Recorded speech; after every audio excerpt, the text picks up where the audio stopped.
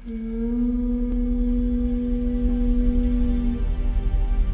Jisu matua, na porca ramo e vakarotaka na wali liu ni lotu esele eviti. Rei Jisu matua, e na non ravenga ravi na wuni wala leu ni lotu esele eviti. Nei taltala epine riva kandeo bosa. Lisa mula binaka na turanga na marama na dorbo na ngone lewa ke muni na ngone e na ada na turanga o Jisu Kristo o kwa sa tura tale mera mate. Au sa sureti kenda menta sa dambe bona kaluwa na masu. Kima misa namborati ko na neme mimbula kiwi ke muni na itau ke nimbula ke na lewa. Ina no muni tiu ko dedere waturanga me lama langi. Tiu sausawani kalu ke na lami. Kimi tusanaka ni kimi tamata bula malu tamata bula nruka. Kimi kaso mindi na mata muni ia sa adobe ke mami katarai ke mami na no muni loloma tilu titombo. Sa andau wawo i ke mami wako kote ke mami. Ena itabi ke na lau lako nimbula kimi sa lau tio ke na wura. Sa singa totoka na singa indai. Kimi marutati ko na singa tambu di tina. Onda singa tambu na tina i ke mami. Kimi tambora tio ke na wari unaka. Labi ka kimi saraba ina singa ni kua ina loto na mataka. Ena kabiongo ka masura itio ke na ke muni na non rambula na tina. Kini tabi lebu ni tabi bimbi. Oni kaliva ke non rambula. Mera rongo ni bubale. Rongo ni bonua, rongo ni loto, rongo ni mbula raramba. Kimi sa tambora ni babiri minaka non rambula. Na walebu na nomuni bosa sa luto. Ena bibali luto ke sara na singa ni indai. Sa tu talanga ni tutu ko mera kawiani na boni kua. Ena bole luto eselebiti ke rutuma. Kimi sa kere na lomuni na latambo. Na dengoba ka bosa waka no ataka na kena dingome na biwa suwasi ni bita maradaka. Mi tutu kuni mi bisamati. Mi waka ko atake ni tabi kimi kadibi batakina. Ena kena taradaka na nomuni loto. Ena ni mami banua. Mi ndewa ni mbula sautu kibe kimani. Ni rongoda sana na mi maso na bongo. Mi waka lo ataka na wali walesi ni tabi bimbi. Era sangaraba tiko. Ena ramuni Jisu ni mami turanga kabambula. Amen. Asa takuta tiko na wambula na ngonongo bwana nanda gaselebu turanga gaselebu na muni bubale kina bakabiri banaka na kana liutaitio na lotu eselebiti kirutuma na nguna mbole enda turuma kina mbula ni mbula sa solebi kemuni na kalo ena itabi bimbingo takuta talanga na wambula kina bilutak na materi tulumani komiti wana turana presidenti no muni bubale turana prime minister no muni bubale kini tabi bimbi ni bilutak na materi tu kimsa anda masulati kona bilutaki ni nondoti kona bilutaki sapokana loma ni kalo era non tabano lomani o dabuta na wambula kina ndabendela ni awu waturanga na nonda banua ai tuti waturanga mai kumbuna bona turana buni balu na tuikamba kimburi masanga robero marambale na roko tindaketi kina matari tu yo kani na tobata o dabuta na wambula kina nonda bi wasi lima sabul ko waldo we kemini no ndai talangasi na nomuni mata bubale kemini na betaltala ni bitamata daka nomuni bubale we kemini na linga di bengarabi nonda lotu rwanda turanga turara lebu ni patawa kunanda buna kemini no ndai baba kosolomani kemisa bambula satuani na boni singa de ndai kibe kemuni we kemini na we ke mami lotu ba kristo kena belu takire kena baba koso na nonda banua na nonda bata na nonda be baka mota ina klo ene tabe takadibi kina na bonongo koni sasa ninda ngule rabi na weke ke mami koni durutu na onda bali nimbula na onda banua na bitio tio ribando dono taki weke moni oni tabe mate koni tu e vale weke moni koni sotaba tu na pendende ndu e bunga na nonda bata na nonda bademo na nonda be baka no taki na nonda be baka ukataki na nonda turanga kwa Jisu Kristo awambauta ninda marotaka wa lebu saratiko na sini turanga ndai enda no mira tiokina na tinanda awambauta ninda marota bata ke sara na nonra vinga rabi vira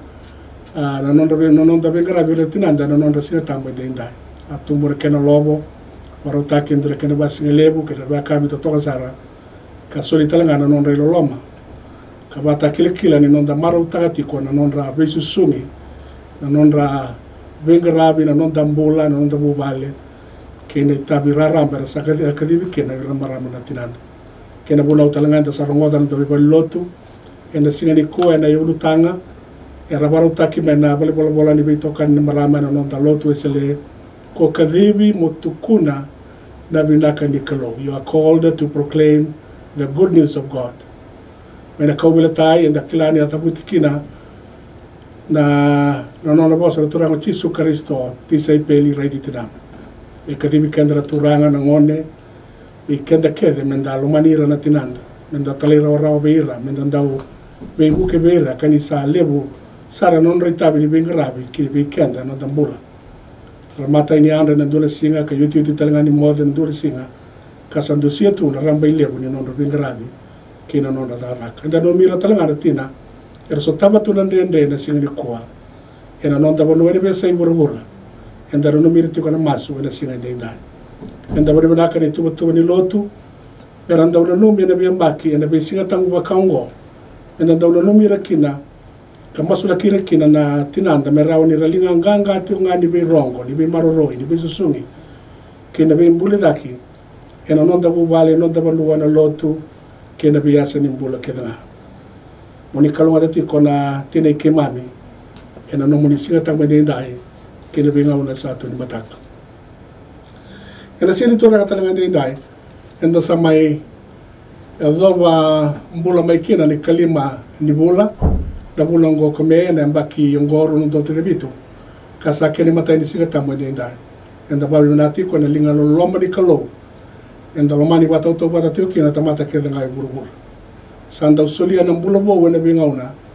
ninda tu o kina ka baka samata ka na lialiadi na nona lo lomba ti to mu no nda kalo na nda toranga Jesu Kristo enda do ya kina na ndalana de dere inona bi babo ina nda kalo kanda tau tusa na kina na posa batanga ka tusa abatu tusa kina ni lialiadi katusa na kana tuyo tebita ni saraba tu na langi kina tito mo no mani kenda na klo adama na tamata mo ndona numi ko kina sena lumi ni tamata mo ni ndau talebi ko kina au ni taka ni dana rawata kede me nda adaba na ndela na dede rongori ena nonda bambauta ena bulobo kome da sabu rabu kalau kina ndenda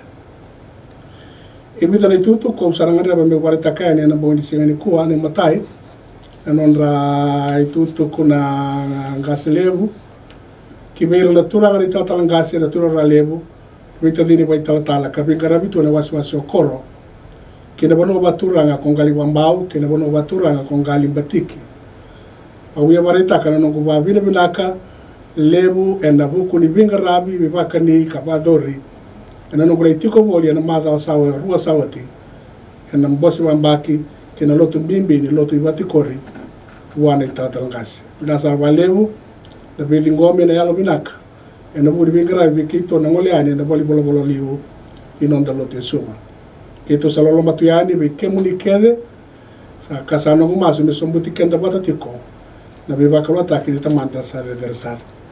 karunda ti utuku na gasilebu ke bereturanga ni tatalangasi ena wasi o mangonro kenda turara lebu kito sangole tuani ena laki vandore ena lotu ni watikori ena singata mengo ni katiri kabani singa ni bula kome sakare mundonga bitar taramai ibas mada ena bali bola e suba na namba talebo ni tolu ndua ba bitu tolu ndua ba bitu nasa valeu onde tutu kuna turana gaselebu na kena ikaroni tutuku salakin garabira tala na bosini beluta kini lotu esele na Pasifika e wakaya badori mai no kolofa enda singamoni tini matai ni singa di bolome mada sawati kada basara si warumbo ka sawati ni kalima ni singa di bolome na motambo songo enda watokai medana na Methodist Consultative Council in the Pacific, sena MCCP na kena walelak. Eran daw sota kina na bilutaki kere so la mata ndi taki me na beba no lotu esena na Pasifika ka wili kina New Zealand, Australia, ke Britania. E kenda biti ke to angole kina to ranga gaselebu buni bola lebu na buni bola ni autunde kenda buni kenda iliuli ni buli tata la menda buli. Ena mada ondongo e ulu tanga lebu tiko ni bitala no awea na kela kawa itaitiko na lutu ni wili ni lotu esele na sona vanua karaivi watatiko kena rawa ni wali na lenga ongo ena nonda tobolea menda raida tale wati tombusara koi kenda keda na leo ni lotu wesele na Pasifika na ibarau kena ibabu bulindina ba wesele beba kaya banda bora kochone wesele kena wasaba Peritania na Wesleyan Heritage na Wesleyan DNA ena ba na singa ni mami mbose kima mitobolea me kima mi ba rekulea kasereka matai lalai kabe talo no babinda kasara na kena rawa ni raidi tale kabandi wataki babinda tale ena ngauna bungo na yabu ni mbula ba wesele sena Wesleyan Heritage the Wesleyan DNA era ni ba imbale beira na lubenda beira no dei tabangone ke kenda keda na leo ni lotu wesele kabambula taki Italia na be kabayalo keda sara na loma ni lotu wesele ka kauta ni kiliu ena ngauna bungo Nandraki bayalo wesibi ni non tangarabi kalo kanandende me abalatirao ongori au sarui baka sarui tikina bimbi nenda basa mataka na bongende ndai kasa itabimbi bimbi sa kota matanda na ngongo embaleta na bulan lotu esele na bengauna sambera mai ena madha mengo au na tobolea meu na sereka ani na bika bimbi au binakata me tukuna na boni singande ndai ena be urutanga bimbi so kaba leku le mai inukola fa mai tonga ena bosi ni MCCP ena madha sauti ena wasia yani kibe kemuni ena nondanga una katara au ni takari koni sana na mai to mekina nonda leo ni lotu ena madha katumai na itu katara ba ena madha wa sauti awa ba mimbi tatio kina ndona tikina bimbi oya membaleta na itabi ni lotu kina mbula sautu ni bonongo sa kadibiti wana lotu esele ena kena marro ina nonda mbula bata kandua bata ena ngaune ndai ka kauta yani kina pinga una satu ya matanda oi kenda kede na lewa ni bonongo au lebeta talemai ongo mbeleta ni wambauta ni lauti kenda baka leusara na nonra bosa na ngone turanga na tuinodo ratu iso andamundamu enonra mai dingo mirati kona lubi ratu ira na wale bobo nimbula mai na girmiti enonra wanga kaboda mai na silai eba kala kena songo ya vaduriti ko na korbaturanga mai na bunra we nodo ena madha sawati sabila utindina na bosa baturanga to toka bawati era dabuta na turanga na tuinodo ratu iso andamundamu ni rasa kai nodo kandina kara sabato kai era luenda na turanga na ratu era tokore tiko kapandi takatali chunga na itutu kumbimbi ngori na marambali na roko tuleketi ena songo langi ngo kausenga ribati tingataka ni bunga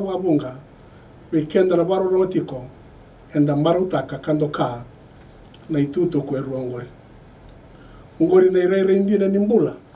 sangandre wale busara na nonda bonua na ngona bo enda sambula ndonu makai biti ndai sabiti ngandre wale busara kina na loloma ndina kina be maroroi sabiti ngandre bikina wale bunando bata na bilomani kina nonda mbula nimbuli bewekani sasenga kina na bibando inditaki sasenga kina na bimbutuki sombo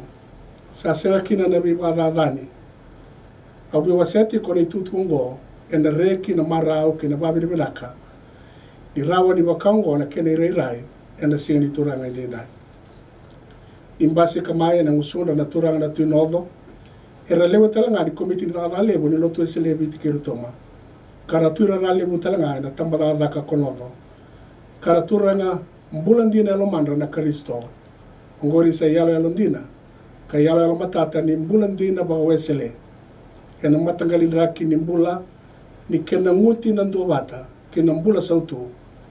ena banua oso kina na mbula be maliwai baka mata tamata baka enda tonu matiko eviti ena siga saranga ndai ina sa wale bu kemina turanga na tunodo na turanga lebu ni tamata da konodo ratu so andam ina wale talanga na nomuni la beta da etiko na rara me Kristo ena nomuni tu baka turanga ni banua ngo na tutu talanga walotu oni kadibitio kena eviti ena singa ndai moni kalungata saatiko kalungata la baka kena nomuni banua indai kena binga wana zatu ena matanda na itutu katarabo me tamaga kale to rubo kene ngone lewa na workshop membale tira to na be wase katiko e loma ya sana batura ngo da konrobe ya wiliki na wase so lebu da konrobe na tewa na batu mbia ngunu na sabu na no muni sota na badori me na wase ko lebu e na koro kurata na sota ngo na badori tiko e ne karusulu karboni singa ke karusulu kaono ni singa ni bula komena mbaki ngo rundo lo trikavito ke karua na iliuli ni wase ko lebu era baba rau ena ruanan rau na lewe ni tambangone menduanan rau na gasindi buli ni wili bola sila tambo kandunan rau na tambangone matabito kane bekemni na gasindi buli ni wili bola sila tambo sakele moni baru takamai a diwanan dola membaleta ngane sauni no moni bola ni bitumberi ena baru takayani na bali bola bola bekemni na lewe ni matabito kane sana barata itungayani na no moni file kene belo soni era na bosa kina na kena bailesilesi na sabalebo na tutu kuma iwa na unibola ni tambangone na kibali bola tambangone suba na italatala choli ndabule na tutu ku kataraba mai wana unibola sena presidenti ni bulioti mai ni bulioti mai na bulilebo mai na bulilebo na bakabile bina kalebu bekemuni keda na italatala ngase na italatala ni beita madadaka ke kemuni keda na buli ote na buli lebu ke na Bible school wabina wakabiri bidata itu ngayani ke na samengarabi rauna no tabaza kanda nana makiti maikina kasa wadorioti na bula sawati ene karuslukan duani evreli enda samera watakina duani labo lebu sare rusul kono nondolu bitunon rawol sul kono nondola limana sende non da bebu ke tionga na ke na wator de ataki non da korri buli na buli lebu ngo saka na wase ratiko rawa ena soli kena lebuni soli arandi mai solia wase o sombali $1 mbau de un rawa sul $1 benga $1 biangunu $1 ata kon robe basa $1 da bui lebur $1 $1 tol sul kabitu $1 bitu sabula sente kandabu sul $1 kinoya $1 lami onan rawa sul $1 lau $1 lau tokan $1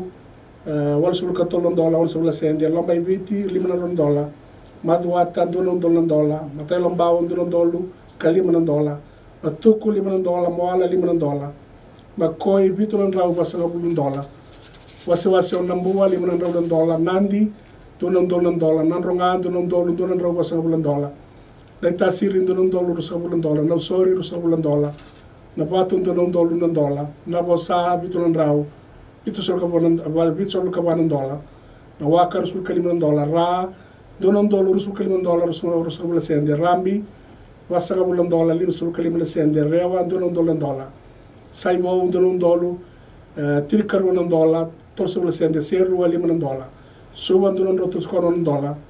suba bo $1 wal sul $1 tabu $1 ono balabu $1 watulele $1 wasa sul $1 wal sul sende Veo kanileva $1 $1 berata $1 buninda kuwa $1 waini mala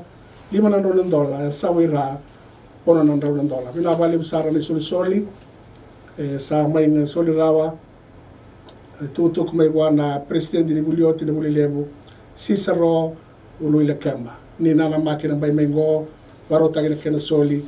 ni ngoma tuati ko na kena tarada kena da kordi buli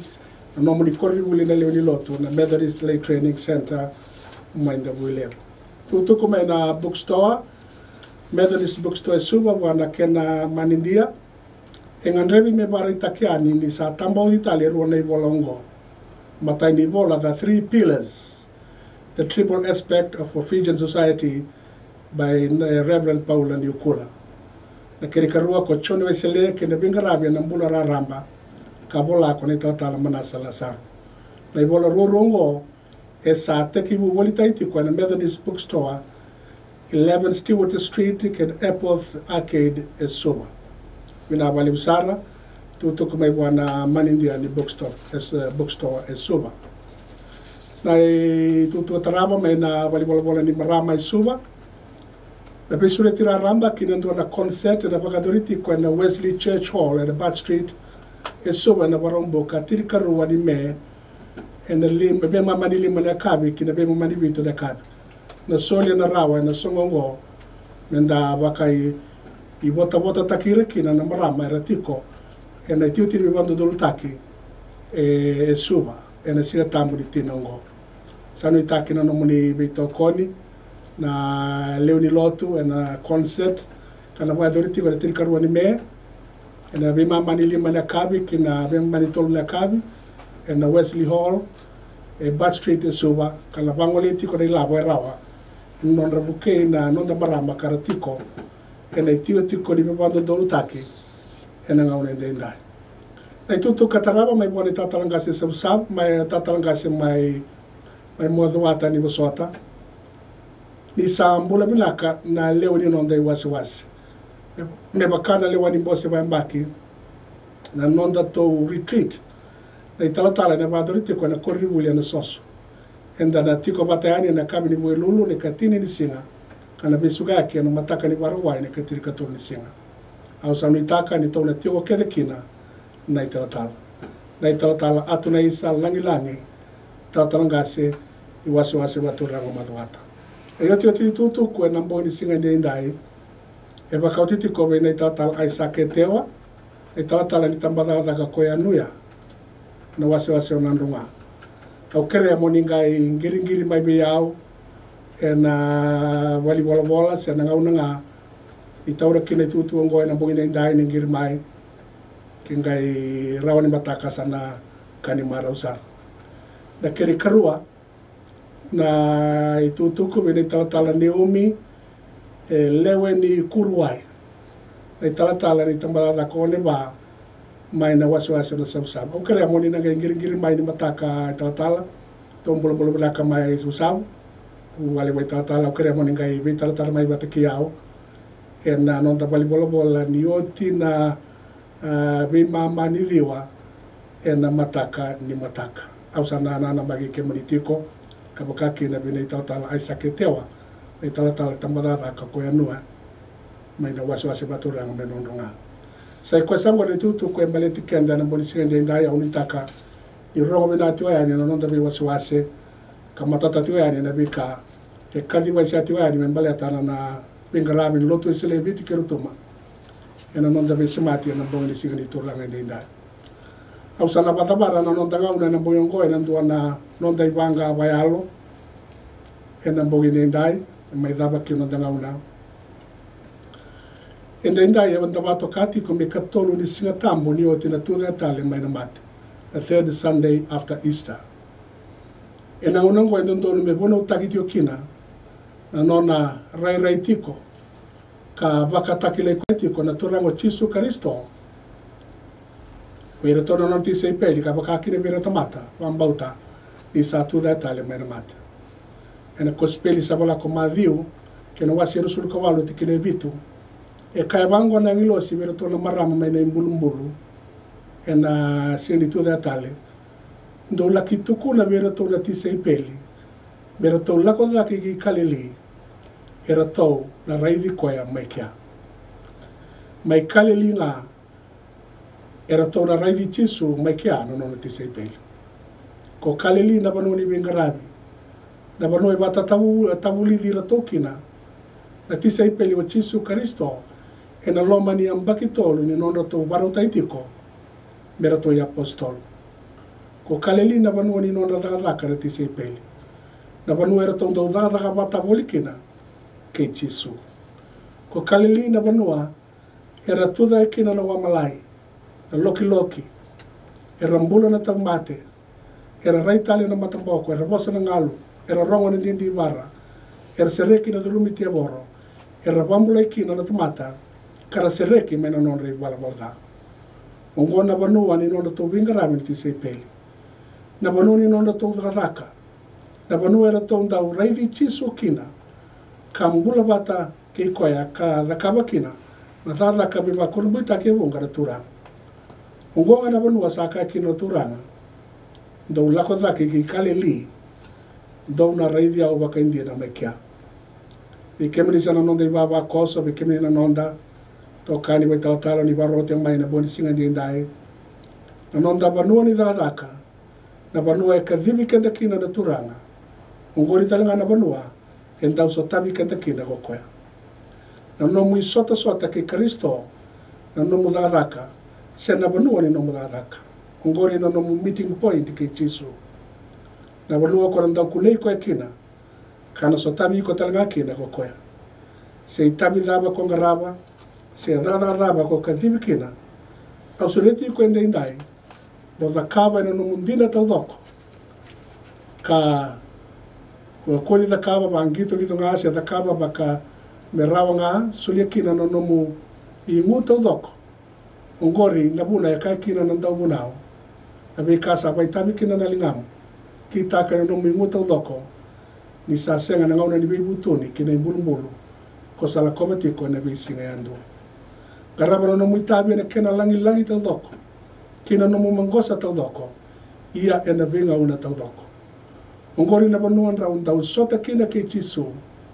sandau reithi ko kina ko koea, sa vanua talanga, sandau reithi koea, sandau reithi koea ka sotabi koea waka indine kina, o kiandala tamata. E taronga indona tau kelikeli, se indona diga, haraba no nomu itabi maloto, mai burabura, keba kasa tarui ko na kalau, mai lo malan I sa oti na mbula. Arama ko na kaya bua, na kalau na singoya. Sa kaya tuko na bango na tau kilikili siya kwa diga. Kaya sa taruni au na kalau mai lo malani. Au na ngai tibu ka nga bua na kaya tingai tinilingamu. Na raida na mada rima mo wa itu kina. Iu sa andau ngumatua ina sibi. Au na segni demu, Italia kea li na nongu iliu.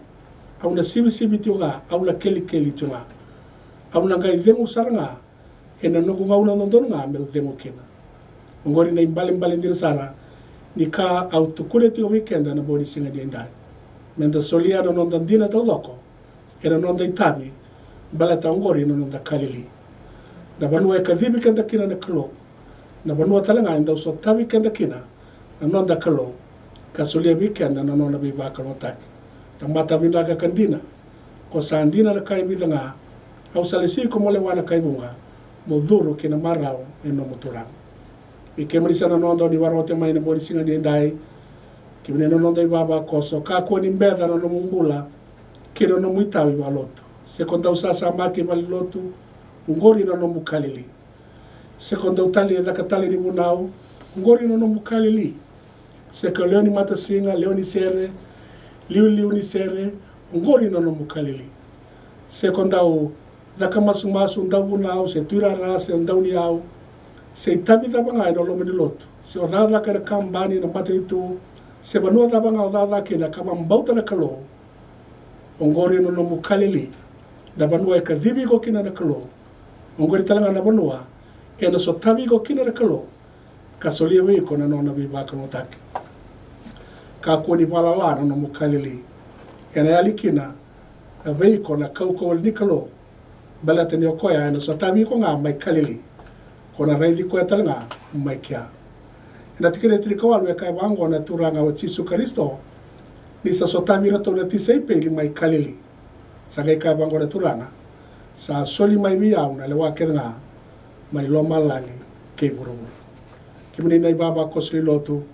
ko Jesu Kristo o koea e ka dhivi kenda, menda tikonde ngā e kalili, na vanuni nonda vingarabi, sa tu ke denga bua na lewa ke denga I loma langi ki buruburu. Adaba menda rere kina, adaba menda ningawa kina, adaba menda loma rua kina se lenga taka, adaba menda tanga ya taka. Sa soli mai biau, na lewa ke denga mai loma langi ki buruburu. Dau lako dhake ki kalili, dau na reithi au mai kia. E bosa waka watana kalau na nona bosa, enda rungwada zatiko ena mbori singa ndai. Uni kalungata na ibaba kosli lotu, ena madha ubo enda sala kom. Enda sala tuwa somo ena masu. Na walemu na nomuli bosa, kemisa wakaniki na mboni singa ndai. Sa wabanga binaka bikimani. Itu talendua na madha uni bingarabi. Ena mimi matoto ngani dhadhaka na wanua kimi kadhibiki na maibike muni. Se kimi dhadhaka na kambani na matritu, se na lomani lotu. Ena raramni wambauti kemuni sa ikwengori na nima mikalili. Na wanua kimi dau raivi kemuni kina, unin dau sotavi kima mikina. ka sulia be ke mami na no moni wadeu sa soli me be au na le wa ke nga mai lo malani ke burabura ibu ke mami na kalo ni ke me la ko talendo na mada o bo ni bengara me ke mi sa wana mata tiu nga be ke moni na tau ke ni bula ke la wa na kalo sambula sa tiu wate ke mami sa tu da tale mai na mate ni mami tu ranga ko Jesu Kristo i maroa ne me vanua ni maroa na ne me mimbula be maliwa na bonongo i maroa na be lutai matri tu ni maroa na nomni lot e sa indeo ndeo tino mamuni ena ni mami vanua i was ko ke mami na nomni lo na boni singa de ndai lo ma lebu di kalo lo ma Jesu Kristo na le bemuri ni mami tu ranga na be tu beri na be maroa ni lo muni na lo tambo me ni saka na bongo ke na benga una ke me ka ko saranga ni mundo amen.